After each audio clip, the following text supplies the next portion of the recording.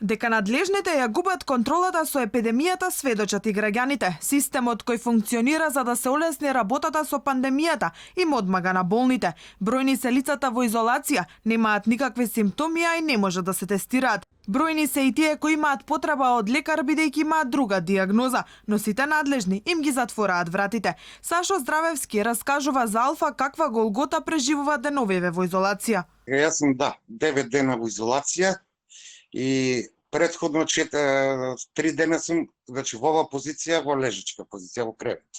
Поради проблеми со кичмата имам дисфусхернија. Сега, во тие 9 дена само еднаш имам односно 2 пати контактирано. Првиот пат беше доктор Марија, епидемиолог од јавно здравство, која ме извести дека сум во изолација до 26 овој месец. Поради контакт со лице кое е заразено од ковид. Вториот контакт што го има со доктор Марија, епидемиологот од јавно здравство, беше поради тоа што ми се влоши ситуацијата со кичмата. Почнав да добивам јаки болки неподносливи. Да ја прашам, бидејќи не осеќам никакви симптоми за вирусот, дали може приватно ако треба да дојде екипа да ми се направи тест, за да можам, бидејќи имав претходно планирано да одам за операција за кичмата. Истата ми рече дека не е тоа можно никако, дека за мене е задолжена матичната докторка.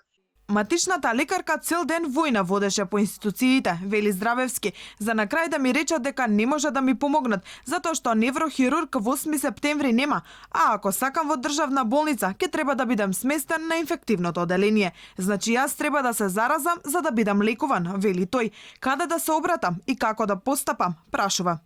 Јас мислев дека нашава држава е организирана за оваа ситуација, меѓутоа видов дека ова е општ хаос. Еве, јас би поставил прашање до надлежните. Каде да одам и што да правам? Јас не можам да одам никаде, не можам да се движам. Јас еве симптомите ги немам. И да ги имам, и да ги добијам. Еве, ги прашувам надлежните што ќе биде со мене. Јас веќе долгите екстремитети не ги осеќам, ги губам. Ова мене ми личи на убиство, на ништо друго. Ова мене ми личи, тој што може, што има пари, ќе преживее, тој што нема пари треба да цркни како кој.